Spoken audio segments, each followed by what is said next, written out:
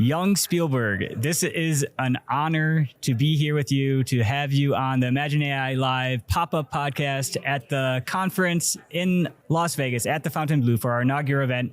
You are a founding member of our conference, and I was so happy to have you because I first heard about you from the All In podcast. Your song kicks off the podcast. They shout you out at the end. It's great music. Can you first just tell me about how you gave the song to them and what that experience was like? Yeah. First of all, thanks for having me and looping me in. Of course, you're the creator of All In Talk. So we come from the same class of like the original creators. The All In creators, we call ourselves. Yeah. Yeah, it's really true. Kind of amazing what this class has been. Of course, Zach Smith, another founding member and handling all the essentially graphics and basically creative for conference. We recruited two of the best, Yung Spielburg and Zach, to help with all of our audio and visual graphics here at the conference. So it's a pleasure having you. And we have to shout out Ray Lambert too, because she is also part of the All In creators, and I'm going to be interviewing her sometime in the future as well. Wonderful. But getting back to the All In theme song that you created. Episode 16, they have this back and forth with each other. The phrase "wet your beak" comes up. I'm not going to get into that story because it's kind of long, but basically they say we should make merch, and then they say we're never going to make merch. You know, we're not going to monetize this thing, so let's open source it to the fans. And overnight, tens of shops for merch popped up because, you know, kind of the type of person that was a fan of the show had skill set to do that. And I have to give credit to my younger brother, who is the whole reason I started listening to the show in the first place. Shout out. Shout out. Brilliant guy. And he said, I guarantee you nobody's going to make a song. You should make a song. So I did. DM Jason, you know, on Twitter kind of relentlessly for a week or so. And he said, send it to Nick. I didn't really know what he was talking about, you know, and he connected me with Nick. I still didn't really understand what was happening. And then it was just in the next episode. Oh, wow. And they supported it a lot. The fans loved it. And that changed my life, actually. Your name, Yung Spielburg, is synonymous with All In fans. And I think most people know your name who listens to the All In podcast. So that's very cool. So you are a music creator. You're a Grammy award winning. So explain the Grammy award winning? Sure. When I was in college, I was very lucky to get essentially recruited by Howard Benson. He's one of the biggest producers of all time. And I started out, of course, just kind of getting coffees and cleaning his studio. But he gave me an opportunity to work on some records after a little bit of time as, at first, a programmer. But as he said to me, your programming is horrible, but the string arrangement you did was pretty good. So he kept me on doing string arrangements even while I was in college. And he's taught me a lot about programming. This is not software programming, but music programming. And I worked on a record called The Strange Case of ... by band Hailstorm while I was a senior. Anyway, you know, the cycle is that record comes out a few years later. At that time, I'm working at Wind Up Records in New York, and it gets nominated for a Grammy.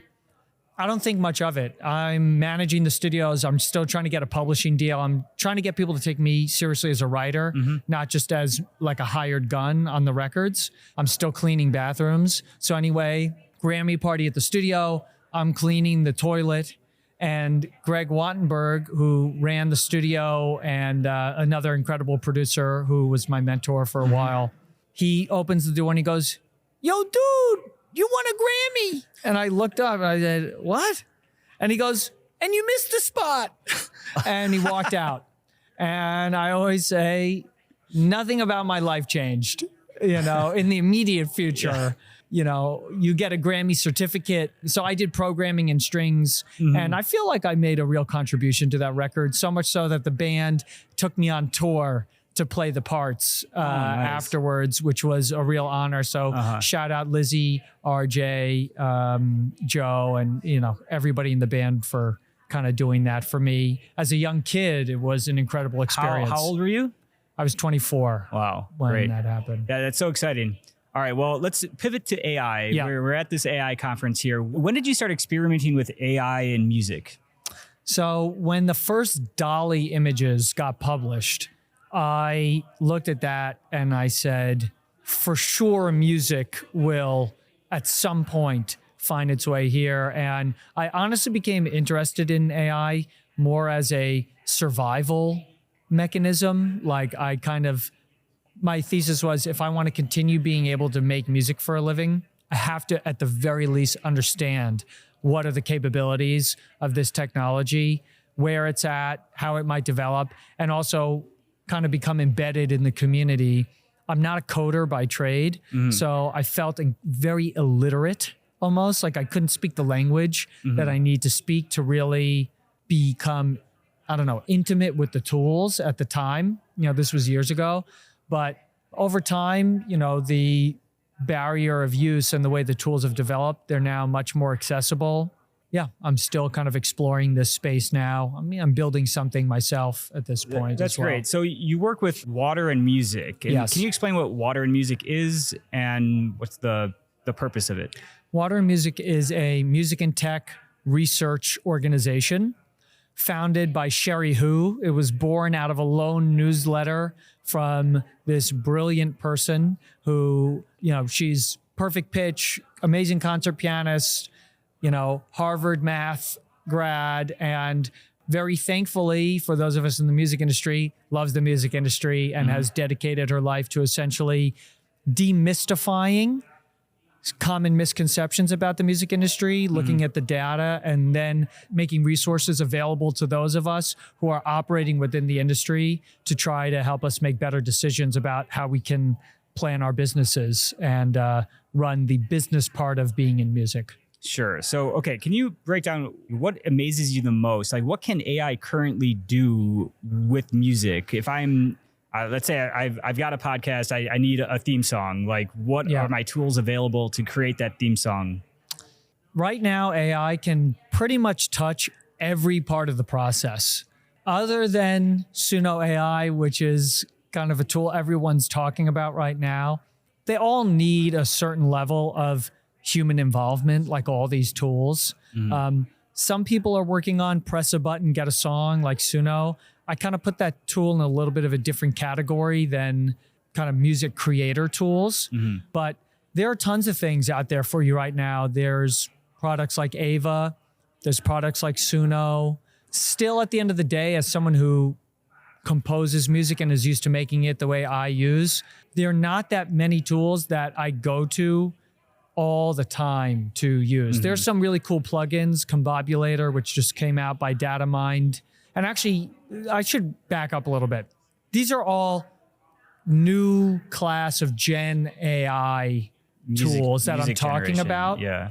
AI has been in music tools for a long time. So there have been amp simulators, which is where I play the guitar and I can digitally simulate it coming through an amp without actually having to own an amp and record it. What they've done is they've modeled how an amplifier reacts to sound. Oh, right. That is AI. Yeah. Or like a tape emulator. They've modeled how a tape machine interacts with audio. Yeah. So it's a bit disingenuous to be like, these AI tools are completely new.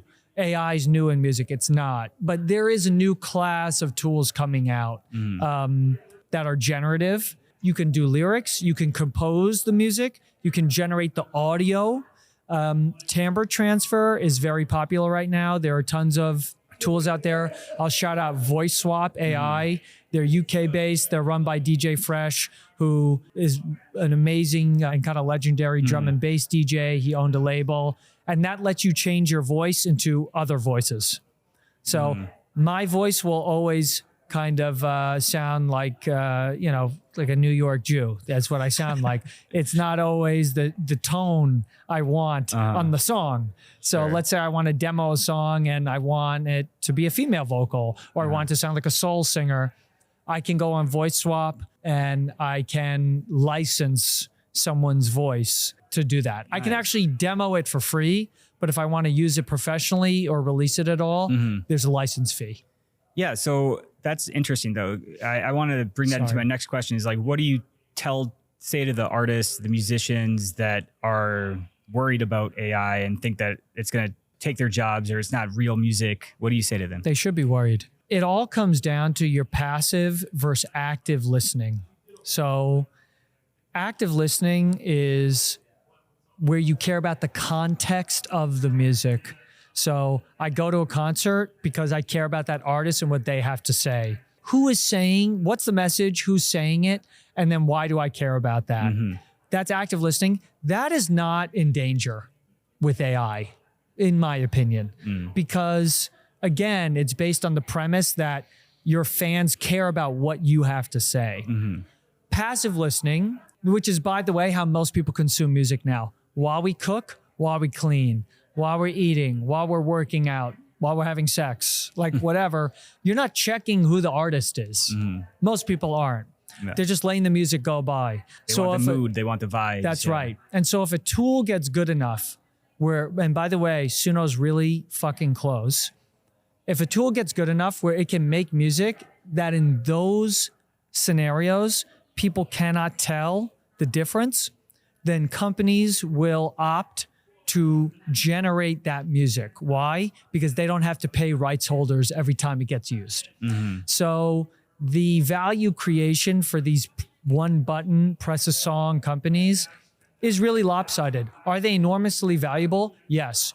Who are they valuable to? Companies that are used to having to pay musicians to use their music, or companies that like sample libraries. Maybe catalog owners will be able to expand their catalogs, but still that's the expense of having to go get the music from real musicians. I'm not complaining. I think on principle believe if you're creating these tools with training data that's cleared and you've done it all above board, I guess fair play to you. Like you are creating something of value in a market. Even real artists who have tons of fans, people will be shocked how much these other revenue streams are a part of how they sustain. It's a tapestry of revenue streams and finding money here and here and here. Even me, like, I'm multi-platinum selling, Grammy winning producer. I make a lot of money making these podcast themes. And that could get automated out unless people want the cachet of working with me and they want that bespoke experience. But most people are probably going to want to save thousands of dollars and just go to a tool if they can do it. This might seem like a stupid question, but how much new novel music can be created? Like, doesn't eventually, like, it's been done before? Like, how do you make new music? I don't know. Like, with or without an AI? Because I would say to you, how much new music is made now? Yeah. I mean, I have a friend who we have kind of differences of opinion on copyright and the importance of copyright. I've made my living with copyright. I always say, you want to get rid of it, just wait till I die. But he has a theory that if he could actually map it out, he could prove everybody is stealing from everybody. Yeah, I mean, and you're taking snippets here, snippets there. I mean, it's probably hard to argue with it, but you got to incentivize creation in some way. I mean, in some way, people will always make music. That's another thing I'll say is AI is not the problem. It's just accelerating a truth, which is as the barriers of creativity have gone lower, the supply and demand of music is just getting completely lopsided. It's hard to argue against lowering the barriers of creativity. It's a good thing. More people can express themselves, but there's real world consequences on being able to make a living doing it. Well, it's the same thing with content and podcasting and, this explosion of just original new conversations happening every day that's being released on YouTube and put out there. How do you build off that? You have to build a brand and you have to find a niche and just keep going at it until enough people pay attention. And it gets bigger and bigger. And I imagine that's the same thing with these music artists that are releasing music every day. And it just gets more and more. And how do you get discovered? It comes back down to what you said, active listening and finding, growing your community. Yeah. And using the social media platforms that are out there to do that. So. Yeah. People love to talk about the 1,000 true fans, 1,000 fans that'll pay you $100 a year. Right. But, there's this... I don't know if the dream of a lot of, it's really, creation is really interesting. You create because you have something to say, you believe in, that's irrespective of the business, but there's a part of you who also wants to live a life that you've seen a lot of your favorite artists live. And that's just becoming increasingly out of reach, for more and more people. Yeah.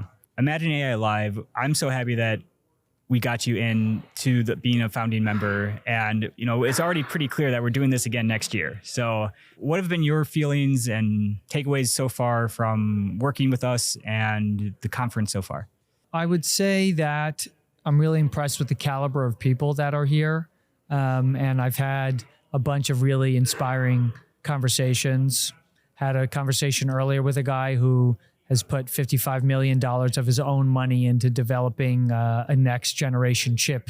I'm like, yeah, I make music. So yeah, a very good caliber. That's all I have to say. He's here in the audience, and it's inspiring and deeply interesting. So inspiring. Like everybody I'm talking to here, I'm like, wow, that's a very cool, use case for AI, and it's helping people. And I would love to help you help more people. And it's really incredible. Is there something else you would like to add, to say to? Sure. Yeah. I'd love to shout out Water and Music, because they are a huge part of this journey that I've taken into research. And they are, in my opinion, some of the smartest people looking across so many industries and disciplines to make sense of things for those of us music professionals. So waterandmusic.com. It's probably the best $20 a month you could spend if you have any interest in the music business. Great. Yeah. And you guys dive deep into super deep. Yeah. We have a huge archive, and actually our CTO has just created a knowledge graph. So it's really clean and easy to query things. And covers so many things, not just AI, but that's just my particular interest. I should say that Yung Spielburg created the Imagine AI podcast theme song, and so many of the songs here at the conference today. So closing out this track, Yung Spielburg. Thank you, Yung, for being here today. Thanks, Chris, so much. One small step for man.